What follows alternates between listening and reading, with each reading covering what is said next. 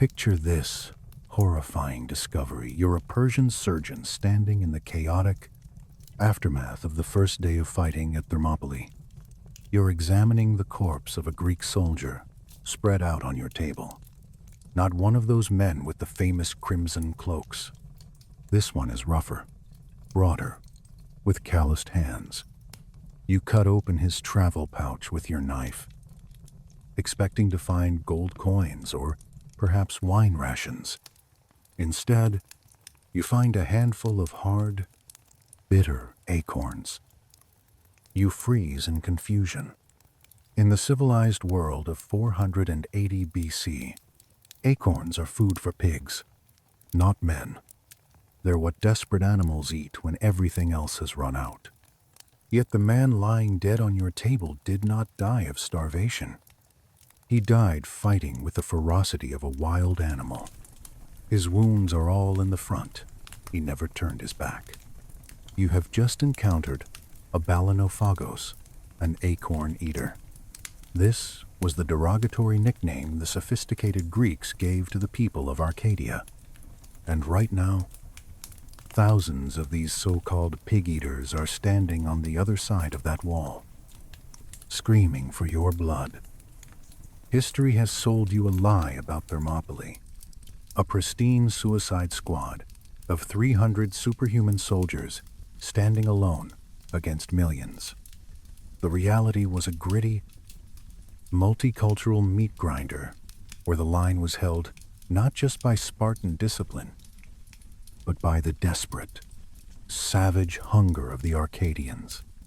Before we shatter one of history's most famous myths, make sure you're subscribed to Maproom Battles. What you're about to discover is how 120 forgotten warriors made the impossible stand actually possible, and why their Canaan story was deliberately erased. Hit that subscribe button now. Let us strip away the Hollywood filter completely. If you zoom out from the narrow focus on King Leonidas and his royal guard, the battlefield of Thermopylae transforms instantly from a heroic duel into a massive, congested brawl. The pass, known as the Hot Gates, was not merely a stage for Spartan vanity. It was a logistical bottleneck clogged with nearly 799 Greeks. 7,000. That number changes everything. It transforms a suicide mission into a legitimate tactical blockade with real defensive capability. While pop culture obsesses over the 300 Spartans, it conveniently ignores the roughly 120 Arcadians who stood shoulder to shoulder with them. For every red cloak you saw in the battle line, there were 7 men from the mountain highlands of Tegea, Mantinea, and Orchomenus. Why does this matter so much? Because a phalanx is not a collection of individual heroes having dramatic duels. It's a shove. It's a physics equation involving mass, friction, and pressure. 300 men, no matter how elite or well-trained, possess a strictly limited amount of physical mass against a Persian force numbering in the hundreds of thousands. A line of only 300 would be lighter than paper. They would be trampled, flanked, or simply pushed backward by the sheer kinetic energy of the opposing crowd. To actually hold the pass, Leonidas needed ballast.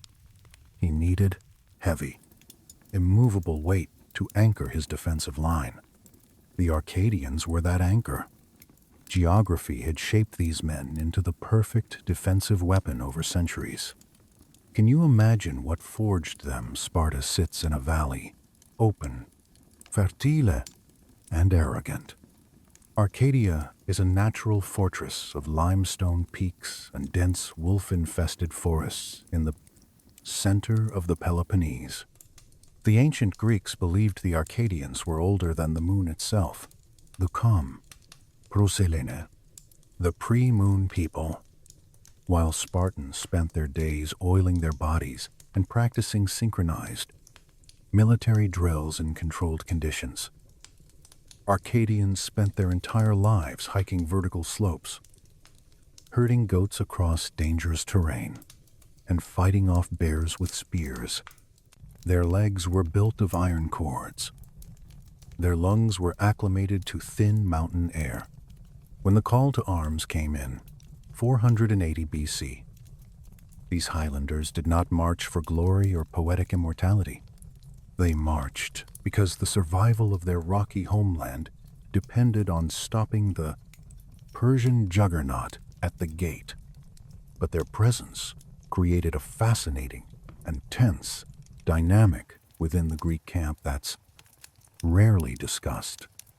You had the Spartans, the aristocrats of war, armed with the finest state-sponsored bronze equipment, fighting alongside men who often could not afford a full suit of armor, men who sometimes supplemented their rations with acorns foraged from oak trees.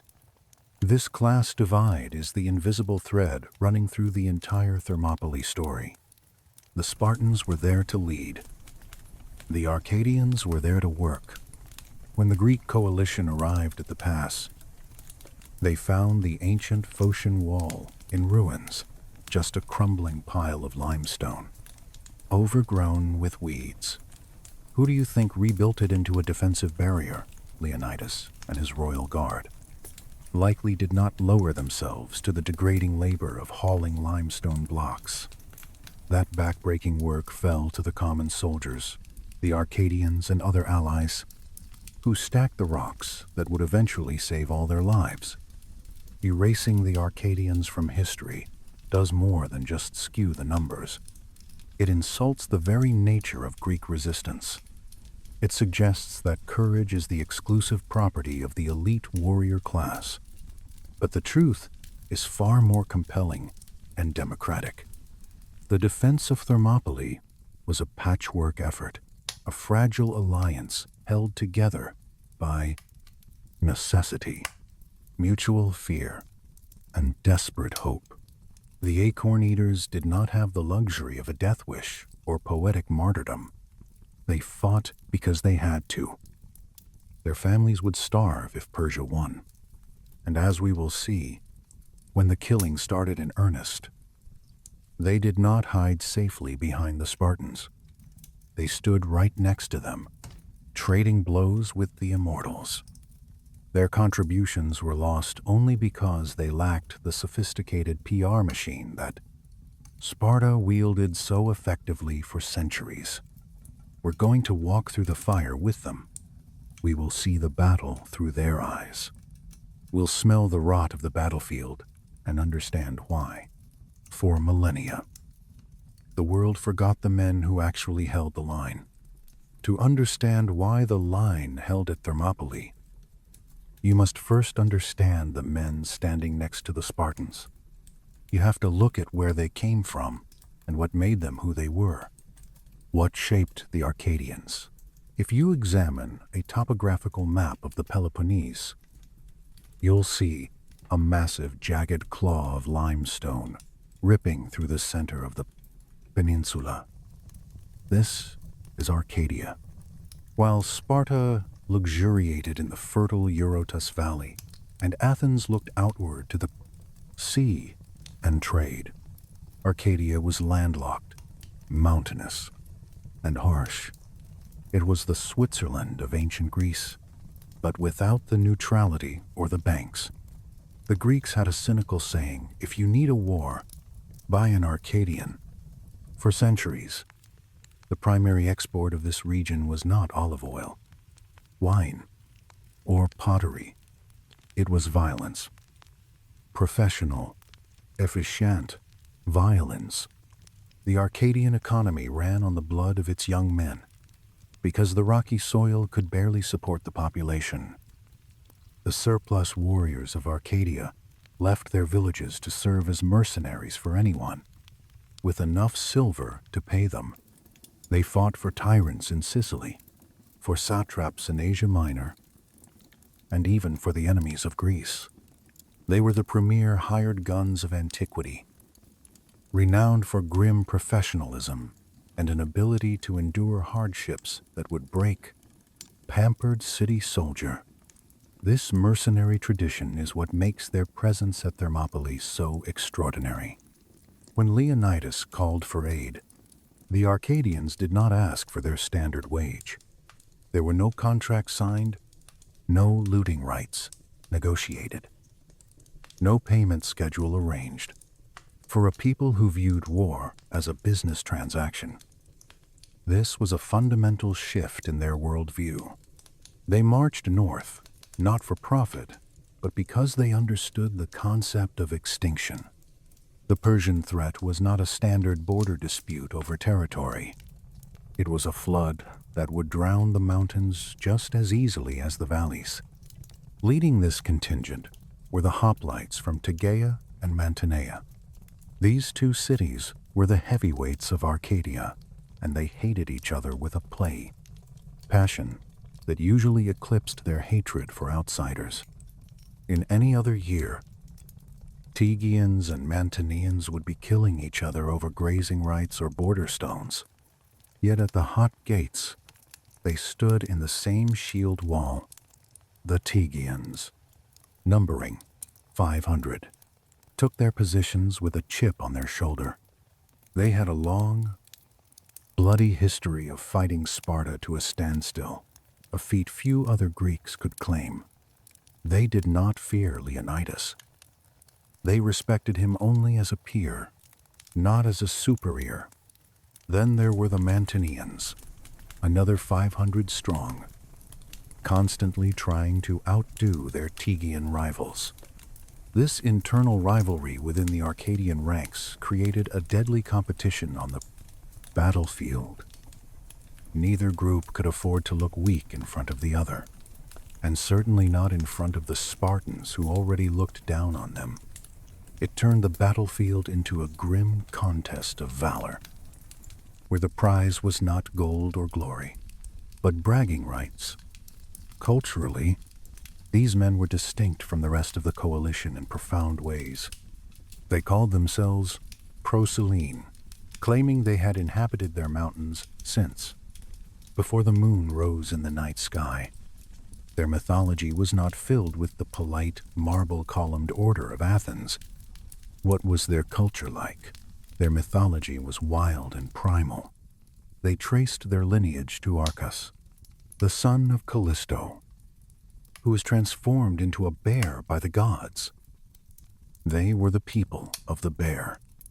This earth and blood nature reflected in their approach to warfare. Ancient Greek warfare typically relied on rigid formations and mechanical discipline. The Spartans had perfected this precision to an art form. The Arcadians, however, brought a different flavor to the phalanx. They brought the aggression of the ambush and the hunt. Living in fractured vertical terrain meant they were accustomed to skirmishes, uneven ground, and close quarters grappling.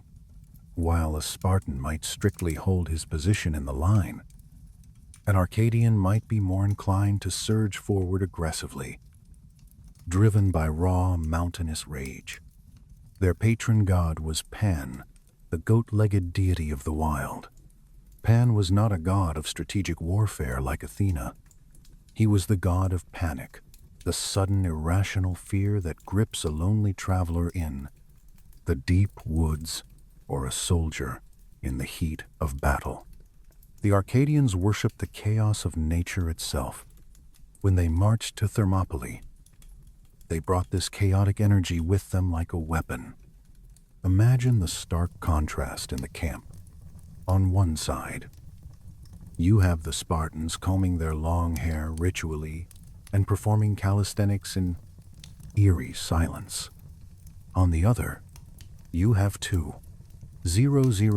Arcadians, rough, work-hardened men, speaking a thick hill country dialect, sharpening weapons that had already seen service in a dozen different foreign wars. They likely looked at the Spartans not with awe, But with the cynical eye of professional contractors observing a client, they knew the business of killing better than anyone. But there was a logistical reality that bound them together, despite cultural differences. The Arcadians were equipped as hoplites, heavy infantry. They carried the aspis, the large round shield, and the dory, the thrusting spear. However, unlike the uniform equipment of the Spartan elite, the Arcadian gear was a motley collection. A helmet might be a Corinthian style passed down for 3 generations, dented from previous battles. A breastplate might be layered linen instead of expensive bronze. This lack of uniformity did not matter when the battle lines crashed together. What mattered was the weight and mass. We often talk about the phalanx as an abstract tactical concept, but physically, it requires men to lean into the backs of the men in front of them. They drive the formation forward like a rugby scrum or a medieval shield wall. The Arcadians provided the horsepower. With over 2 Dirulolo men, they formed a column deep enough to absorb the shock of the Persian charge. Without the Arcadians, the Spartan line would have been too shallow to function properly.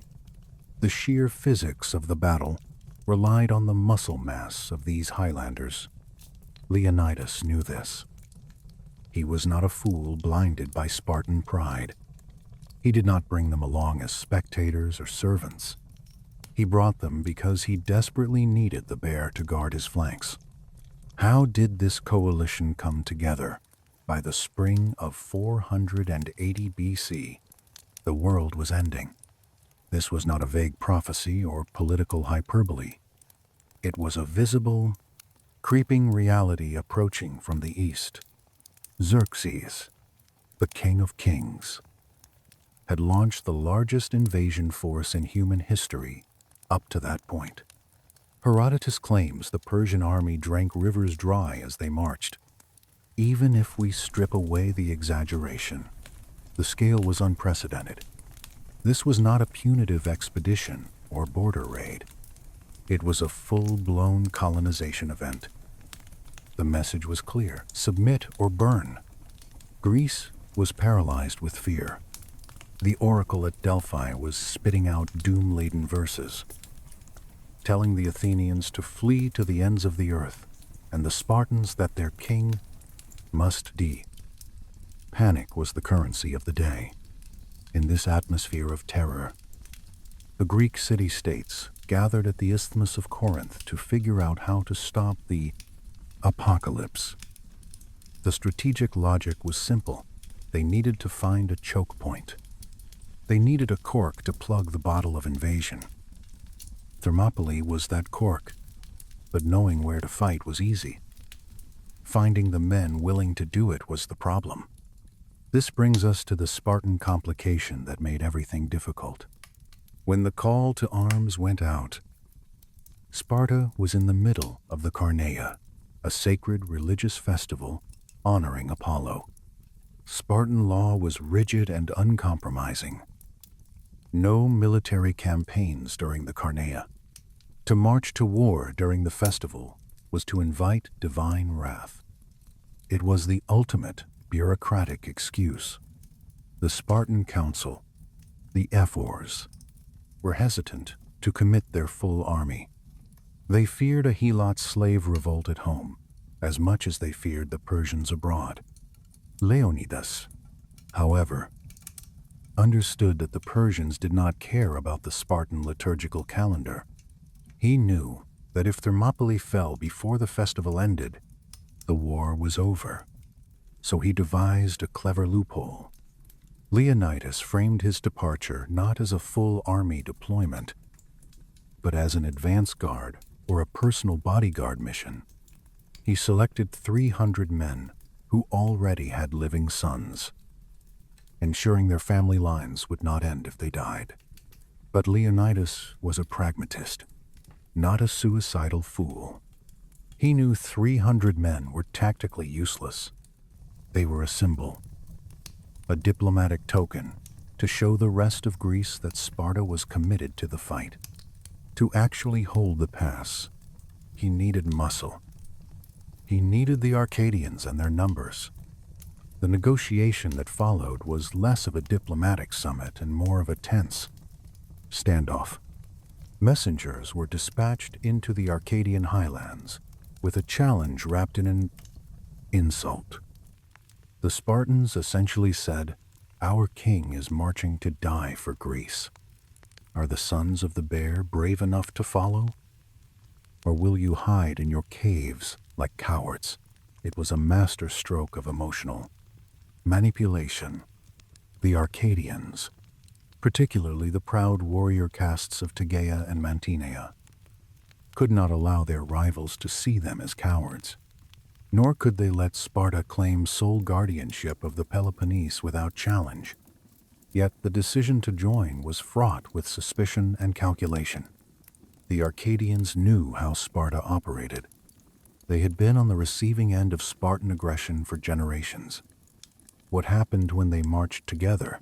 They suspected that Leonidas might use them as expendable buffer, a fleshy wall to preserve his precious Spartan citizens.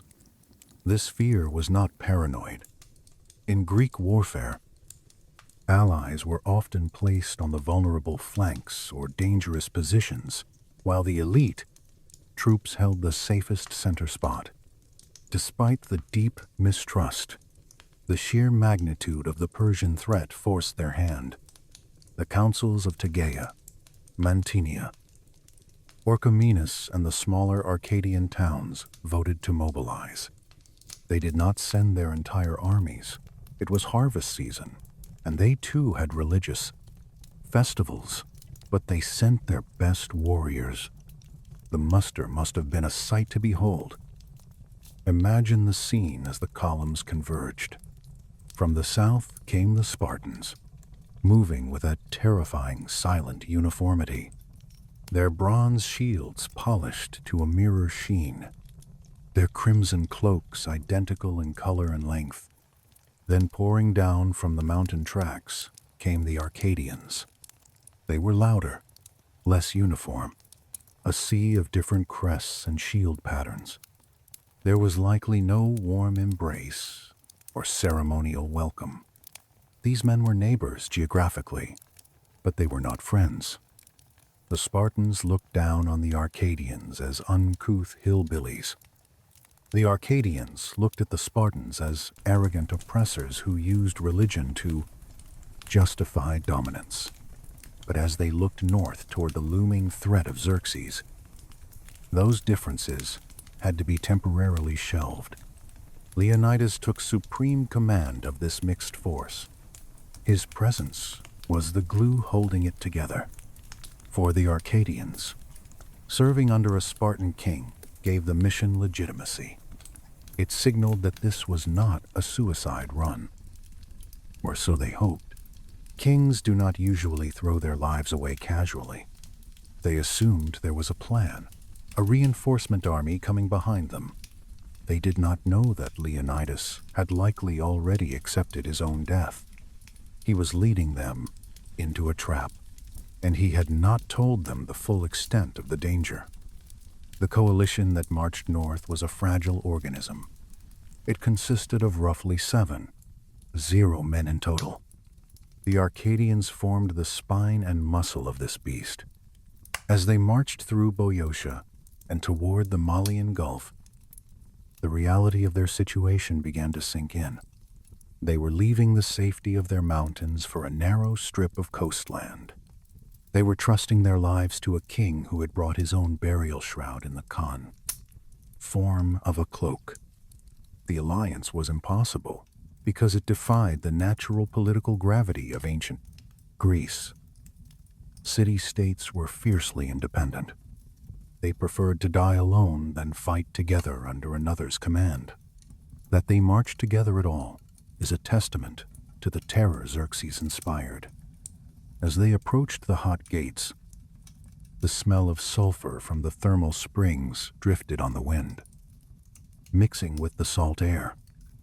The Arcadians tightened their grips on their spears. They had left their farms, their herds, and their families to stand on a foreign beach. What awaited them there? History often glosses over the physical reality of moving an army. Maps show neat arrows sweeping effortlessly across terrain. But for the men on the ground, the march north was a grueling endurance test. The distance from the gathering point at the isthmus to Thermopylae is roughly 200 miles. For men carrying 70 pounds of bronze, wood, and leather under the baking Greek sun. It was slow, grinding torture. This march serves as our first real window into the stark contrast between the allies. As the column snaked its way through the mountains, the difference between the Spartans and Arcadians became painfully obvious. The Spartans marched with terrifying rhythmic silence. Their equipment was standardized, maintained by state slaves who accompanied the baggage train. Every Spartan shield was polished to a mirror finish. Every crimson cloak was dyed to the same deep hue. They moved like a single organism, a machine built for war. Then came the Arcadians. Their column was a riot of color and noise. Because they were citizen militias and mercenaries who supplied their own gear, there was no uniformity. A wealthy Mantinean noble might stride forward in a full bronze muscle cuirass that rivaled any Spartan's, while the man next to him, a goat herder from a mountain village, might wear a stiffened linen corselet or just a thick leather tunic. The great equalizer was the aspis, the 3-foot-wide shield that defined their social time, class as hoplites. Whether bronze-faced or simple ox hide, the shield forced cooperation. In the phalanx, your shield covered your left side and the right side of the man next to you. This meant that a Spartan aristocrat might find his life depending on the coverage provided by a Tegean farmer's battered shield. The march forced these men into uncomfortable intimacy. They breathed the same dust. They drank from the same muddy streams. The friction between the groups likely peaked when they made camp each night. The Spartans messed in their exclusive groups, eating their infamous black broth, a mixture of pork, blood, and vinegar which they claimed gave them their strength. The Arcadians, used to the hearty scavenger diet of the highlands, roasted whatever meat they could hunt or buy, likely mocking the Spartans' austere slurry. These cultural clashes were not trivial. They underscored the fragility of the alliance. As they neared the Malayan Gulf, the geography began to tighten. The mountains of the Trachinian cliffs squeezed closer to the sea, funneling the army toward their destination. When they finally arrived at Thermopylae, the reality of the fortifications must have been a shock. We tend to imagine Thermopylae as a ready-made castle waiting to be defended. It was nothing of the sort. The middle gate, the narrowest point of the pass, was marked by the ruins of an ancient wall built centuries earlier by the Phocians. It was a crumbling pile of limestone overgrown with weeds. Hardly a barrier for the greatest army on earth. What happened next? This is where the class divide manifested in brutal labor. The wall had to be rebuilt, and it had to be done immediately. While Leonidas and his officers surveyed the terrain and planned the kill zones, the heavy lifting fell to the rank and file. One can easily picture the scene. Arcadian strongmen, their muscles hardened by years of stonemasonry and forestry, hauling the massive limestone blocks into place, sweating and cursing while the Spartans stood guard, supervising the effort with crossed arms. The resentment must have been palpable. The acorn eaters were building the cage that they would all soon be trapped in. Yet this labor served a psychological purpose. It gave the men a physical stake in the ground. They were not just defending an abstract map coordinate or someone else's strategic plan. They were defending a wall they had built with their own bleeding hands. By the time the mortar was drying, the Phocian wall stood roughly 6 feet high, just tall enough to break a cavalry charge, just low enough to fight over with a spear. Then the enemy arrived on the horizon. The arrival of the Persian vanguard was a psychological sledgehammer. We rely on Herodotus for the numbers, but modern historians estimate the Persian land force was likely between 100, 0, and 300. 0 combatants, supported by a fleet of over 1,000 ships. Even the conservative estimates represent a force larger than the entire population of, quote, many Greek city-states combined. For the Arcadians who had spent their lives in the enclosed valleys of the Peloponnese, the sight was incomprehensible. The Persian camp did not just occupy the plains of Trachis. It consumed it like a locust swarm. At night, the campfires of Xerxes' army looked like a reflection of the starry sky. Stretching from the mountains to the horizon, the noise of their camp, the braying of camels, the clatter of foreign tongues, the sheer hum of humanity drifted across the silent Greek lines. It was here that the famous scout incident occurred, though we must view it through a wider lens that reveals the truth. A Persian scout rode up to the Greek lines to assess their strength. He reported back to Xerxes that he saw a small group of men exercising and combing their long hair. Xerxes laughed, thinking the Greeks were primping for a festival. But the scout only saw the Spartans who were camped in front of the wall. What the scout missed, and what Xerxes failed to calculate, was the thousands of Crive, Arcadians and other allies camped behind the wall. The Arcadians were not combing their hair for show. They were sharpening their iron spear blades. They were checking the straps of their shields. They were praying to Pan, asking for the strength to sow chaos. This intelligence failure was critical. Xerxes assumed he was facing a tiny, vain suicide squad. He did not know he was walking into a meat grinder manned by 7,000 desperate heavy infantry. The Arcadians remained the hidden variable in the equation. What happened when battle began? The sun rose over the Malian Gulf, baking the salt flats and heating the bronze armor of the Greeks until it felt like wearing an oven. Xerxes had waited 4 days, expecting the coalition to disintegrate from fear. He assumed the acorn eaters and the pampered Spartans would turn on each other or flee. At the sight of his numbers, he was catastrophically wrong. On the 5th day, patience ran out. Xerxes ordered the assault. He did not send his elite immortals first. He sent the maids and Scythians, brave men. But tactically, they were walking into a buzzsaw. To understand the slaughter that followed, we have to dissect the hoplite phalanx formation. Pop culture depicts ancient battles as a series of heroic one-on-one duels where space opens up for warriors to spin and slash dramatically. The reality was claustrophobic terror. A phalanx is a solid wall of overlapping shields presenting a bristling hedge of spear points to the enemy. It operates on the principle of density. The men in the front rank are not fighting as individuals. They're being physically pinned in place by the men behind them, who push forward with their own shields. When the Medes charged, they were not running into individual soldiers. They were running into a machine.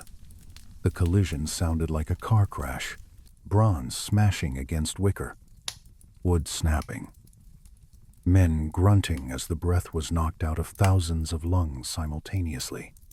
The Persians carried shorter spears and wicker shields designed for mobility and cavalry. Support, not for grinding static warfare. Against the heavy Greek dory, an 8-foot spear, tipped with iron and counterbalanced. With a bronze spike, the Medes were hopelessly outmatched. The Spartans took the first shift. They fought with chilling robotic efficiency, stabbing over their shields, aiming for eyes and throats, the only vulnerable points on the Persian face. But humans are not machines. Even a Spartan arm tires after thrusting an 8-pound spear repeatedly. Muscles burn, hydration levels drop, mental fatigue sets in. This is where the movie 300 fails you completely. It suggests the Spartans fought alone while the Arcadians watched from safety. In reality, Leonidas employed a strict rotation system. As the Spartan line began to slow, a whistle or trumpet blast would sound.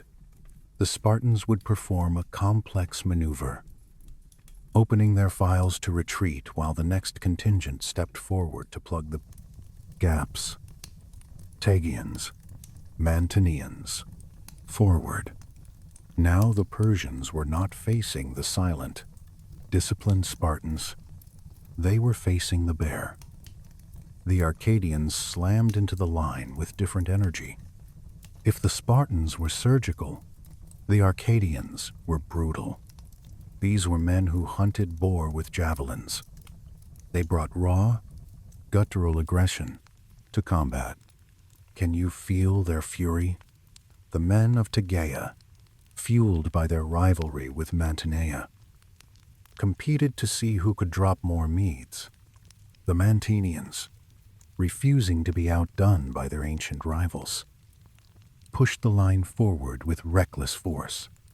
The killing zone became a slippery mess of mud and blood within hours. The Greeks had a grim advantage. Their shields covered them from chin to knee in bronze or hardened wood. The Persians, lacking heavy armor, had no way to push back without impaling themselves on Greek spears. The Arcadian spears acted like pistons, stabbing out from behind the wall of shields, retracting and stabbing again. It was rhythmic, industrial slaughter. For the Arcadian farmers and mercenaries, this was a revelation. They realized that the masters of the world bled just like anyone else. The myth of Persian invincibility shattered against their shields like pottery. The acorn eaters found that their diet of hardship had prepared them perfectly for this moment. They did not tire as quickly as city-bred troops. Their mountain lungs processed the dust-choked air efficiently. As the day wore on, the pile of Persian dead began to create a tactical problem. It was not just a few bodies. It was a rampart of corpses stacked several feet high. The Arcadians had to step up onto the bodies of the men they had just killed, maintain the shield wall. The fighting surface became unstable, shifting underfoot with the slickness of gore. Xerxes, watching from his golden throne on a nearby hill, reportedly jumped up 3 times in terror. He was not fearing for his own life. He was watching his army evaporate. He saw his Medes, proud warriors who had conquered Assyria and Egypt, being fed into a bowed grinder operated by men he considered barbarians. The Arcadians held their ground for hours without breaking. They took wounds, certainly. Persian arrows fell like rain, finding gaps in armor, piercing necks and thighs. But the phalanx did not break. The rivalry between Tegea and Mantinea actually strengthened the line. Neither city would be the first to step back and shame their people. They locked their shields together, creating a bronze dam that held back the Persian flood. By late afternoon, the Medes retreated, battered, broken, and demoralized. But the respite was terrifyingly short. Xerxes played his trump card. He signaled for the immortals, the 10, 0, 0, 0 elite shock troops, silent, masked, and heavily armed. The Arcadians, panting and sweating, covered in the filth of war, likely looked at the advancing immortals with a mixture of dread and dark humor. They were exhausted. Their spears were splintered, but as they rotated back to let the Spartans take the front, they knew they had done the impossible. They had stopped the unstoppable. The first day ended not with a Spartan victory alone, but with a Greek coalition victory. The Proselyne had proven they belonged on the same stage as the sons of Heracles. But night was falling, and with it came the realization that this was only the beginning. What horror awaited day 2 if the first day was fueled by adrenaline? The second day was fueled by horror. By the morning of the second day, the geography of Thermopylae had fundamentally changed. The narrow pass was no longer paved with dirt and grass. It was paved with meat and flies. Thousands of Persian bodies lay bloating in the height of the Greek summer heat. The stench of decay mixed with the copper tang of blood and the sulfur from the hot springs created a miasma so thick it could make a veteran wretch. Flies arrived in clouds, blackening the air. For the Arcadians, men who lived close to the earth, this was a grimly familiar cycle of nature, but magnified to an industrial scale. They wrapped scraps of linen around their faces to filter the air, their eyes stinging from sweat and gore. Xerxes, seething on his throne, could not understand how his army kept failing. He had thrown wave after wave at the wall, and the wall had not moved. He assumed the Greeks were exhausted, broken by the sheer trauma of slaughter.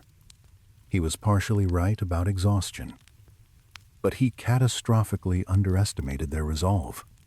He ordered the immortals to resume the attack. The immortals were the stuff of nightmares, 10,000 strong. They wore masks or cloth wrappings that hid their faces, stripping away their humanity. They moved in eerie silence. To the superstitious Arcadian Highlanders, these were not men. They were spirits of the underworld. But when the lines crashed together again, the Arcadians discovered a comforting truth. Spirits do not bleed, but immortals do. This confrontation is where the acorn eaters truly earned their place in military history. The Spartans fought with rhythmic, almost trance-like discipline. The Arcadians fought with jagged, furious energy. When their spears shattered, and they did shatter, snapping like twigs against Persian wicker, the Arcadians did not retreat to safety. They drew their short swords, or their heavy curved blades, used for butchering meat, turned the phalanx into a street brawl. There are accounts of Greeks using their teeth, their hands, even rocks when weapons failed. This style of fighting suited the Arcadians perfectly. They were wrestlers and hunters who knew how to grapple with a struggling animal. In the crush of the second day, refined technique mattered less than raw will to violence.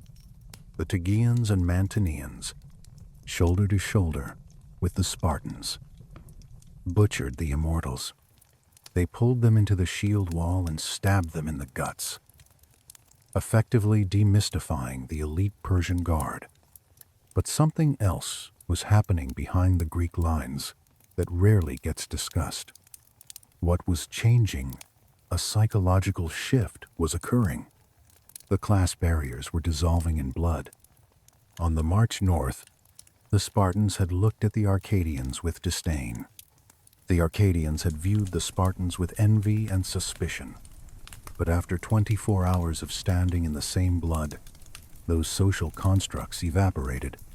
You cannot look down on a man who just saved your life. You cannot envy a man who is vomiting from exhaustion just like you are. We can imagine a moment during a lull in the fighting, a Spartan peer, his crimson cloak stained black, passing a water skin to a Mantinean farmer. No words needed to be spoken. The shared trauma forged a bond stronger than any treaty. The impossible alliance had become a brotherhood of the doomed. The Arcadians were no longer just allies or mercenaries. They were brothers in arms. They had seen the Spartans bleed, and the Spartans had seen the Arcadians kill. The respect was mutual and absolute. Xerxes was running out of options. His army was demoralized. The sight of the immortals retreating, the best soldiers in Asia beaten back by a coalition, sent ripples of panic through the Persian ranks. Officers had to use whips to drive their men toward the Greek spears. To the Greeks, it seemed they might actually win, or at least hold indefinitely. The morale in the camp on the evening of the second day was surprisingly high.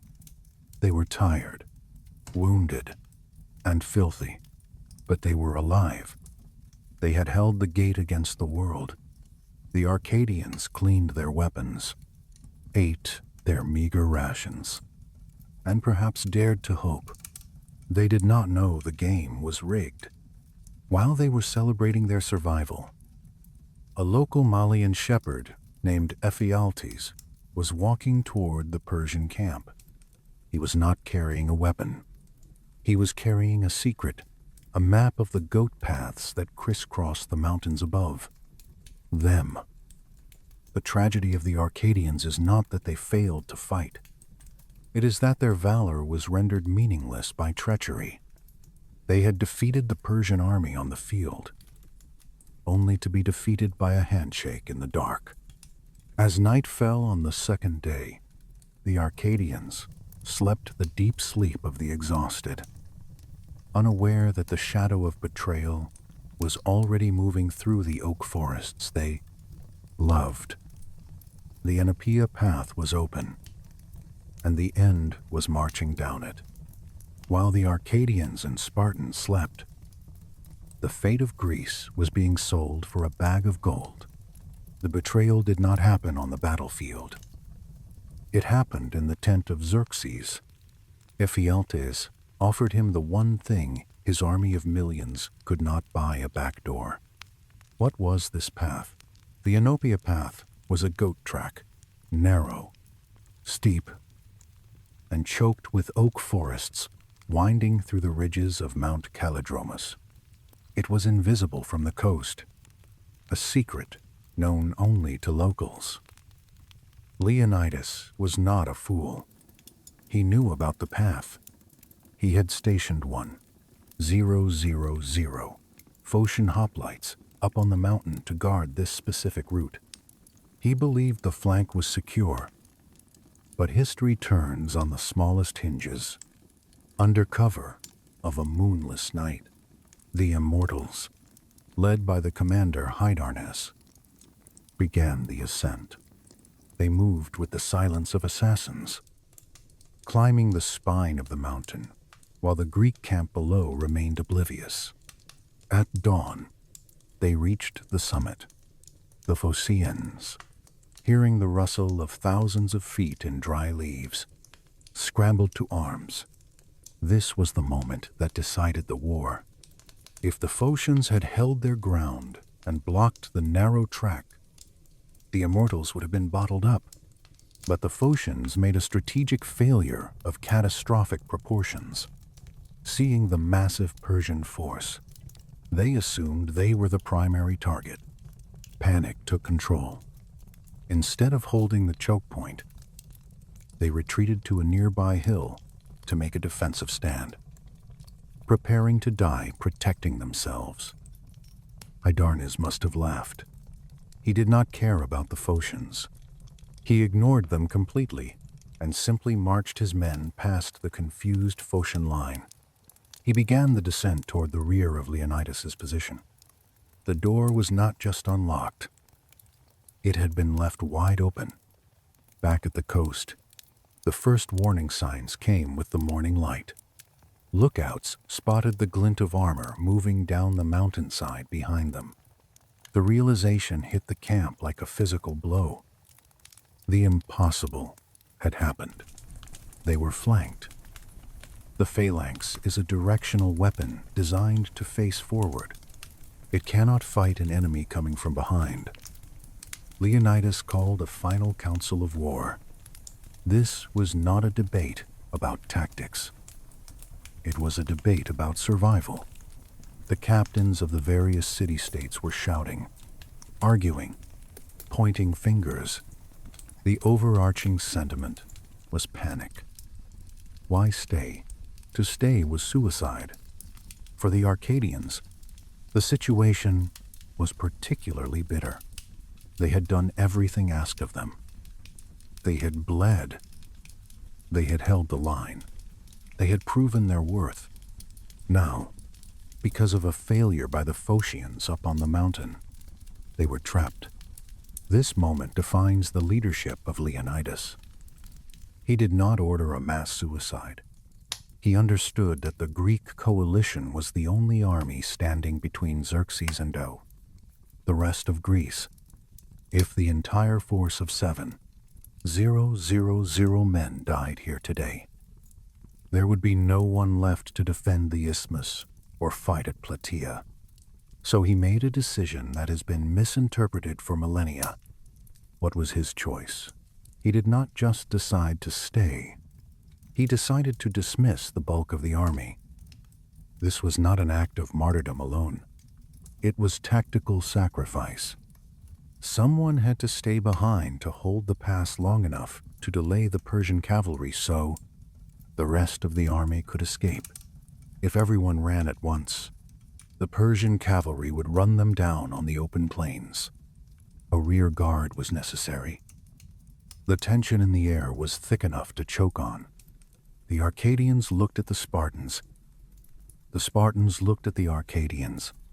The impossible alliance was about to be severed. The Tegeans and Mantineans, men of the Bear, had to make a choice: disobey the order and die in a hopeless battle, or obey, retreat, and live with the crushing shame of leaving their commander behind. It is here that the narrative usually cuts to black for the Allies. History books say the Allies departed as if they simply packed their bags and went on holiday. But imagine the emotion of that departure. These men had bonded in blood. Now they were being told to walk away while their friends prepared to die. But not everyone left. While the majority of the Arcadians were ordered to retreat to save manpower for the future defense of the Peloponnese, a significant number of other Greeks refused to leave. The Thespians stayed, 700 of them. And the memory of the Arcadians stayed, as the main Arcadian columns formed up to march south, not in flight, but in disciplined retreat. They must have looked back at the Phocian wall. They saw the 300 Spartans preparing for their final stand. They saw the 700 Thespians who are the unsung heroes of this unsung story, refusing to budge. The Arcadians walked away with a heavy burden. They carried the guilt of the survivor. They knew that by the time they reached safety, every man they left behind would be dead. This survivor's guilt would become the fuel that powered their rage in the years to come. They were not running away. They were merely reloading. The march back to the Peloponnese was a funeral procession for their pride. When they arrived back in Tegea and Mantinea, how were they received? They were alive. Yes, they brought their shields back, technically fulfilling the hoplite code, but the context was hollow. They had to look into the eyes of their wives and children and explain that the king was dead. The pass had fallen, and they had walked away. The proselyne found themselves in a purgatory of reputation. The story of the 300 began to spread almost immediately. Engineered by Spartan survivors and poets, the narrative solidified Sparta gave everything. The Allies gave up. The Arcadians were erased from the hero's edit. But this shame served a purpose. It acted as a compression chamber for their rage. The Arcadians went home and sharpened their spears again. They understood something the poets missed. Leonidas did not send them home to retire. He sent them home to prepare. 1 year later, everything changed. Where did they get redemption? Summer of 479 BC. The setting shifts from the narrow cliffs of the Hot Gates to the rolling plains of Plataea. Here, the final fate of the Western world would be decided. If Thermopylae was a skirmish, this was Armageddon. The Greek coalition had assembled the largest hoplite army ever seen, nearly 40. 000 heavy infantry. Among them stood the survivors of Thermopylae, the men of Arcadia, burning with a year's worth of shame and fury. This battle offers the perfect counterpoint to the myth of Spartan supremacy. At Plataea, the Acorn Eaters did not just support the Spartans, they outperformed them. Before the first spear was thrown, a heated diplomatic incident occurred. The Tegeans demanded the place of honor on the left wing of the army. They argued with the Athenians, citing ancient deeds. They were not acting like a defeated people. They were acting like predators, demanding the best seat at the feast. They eventually conceded the left wing to Athens, taking their place next to the Spartans on the right. But the message was sent. The bear was awake and hungry. The battle began in chaos. For days, the two massive armies maneuvered. Then came the breaking point. The Spartans and Tegeans found themselves isolated on a ridge, facing the main Persian army. The Persian infantry planted their shields and unleashed an arrow storm so thick, darkened the sky. Here, history records excruciating tension. Pausanias, the Spartan regent, refused to give the order to charge.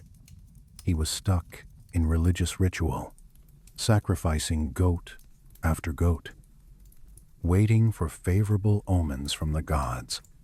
Meanwhile, men were dying under the arrow barrage. The Tegeans had had enough. While the Spartans prayed, the Tegeans acted. In a display of raw, insubordinate courage, they rose from behind their shields. They did not care about omens.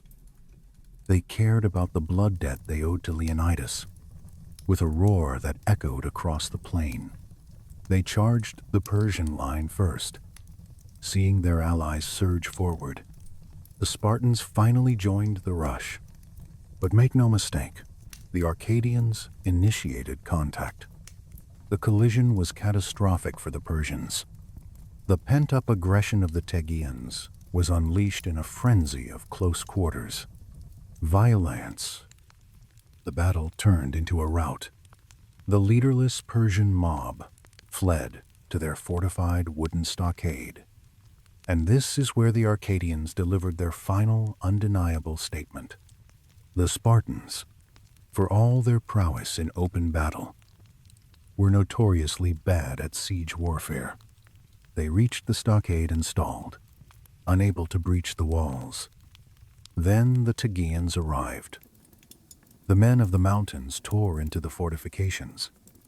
Herodotus explicitly credits the Tegeans with bursting open the gate. They shattered the wood, creating the breach that allowed Greek rage to pour inside. What followed was not battle. It was extermination. The Tegeans stood amidst the carnage, covered in gore. They had done it. Redemption was complete. Thank you for joining me on Maproom Battles for this deep dive into history's most deliberately forgotten warriors. If you enjoyed discovering how two 120 Arcadians made the 300 myth possible, hit that like button and subscribe for more stories where the truth rewrites legend. I want to hear from you. Why do you think the Arcadians were erased from history? Was it Spartan propaganda? Or do we naturally prefer simple hero stories over complex coalition warfare? And if you had to choose, would you rather die gloriously with the 300 or survive with guilt to fight at Plataea? Share your thoughts in the comments. This story teaches us about historical erasure, propaganda, and the danger of the great man theory. Every nation has its forgotten warriors, the common people who did the heavy lifting, while elites took credit. The Arcadians represent the unsung, essential workers of history. Until next time, remember, courage is not the monopoly of the famous. The greatest victories belong to those who show up, do the dirty work, and go home without a parade.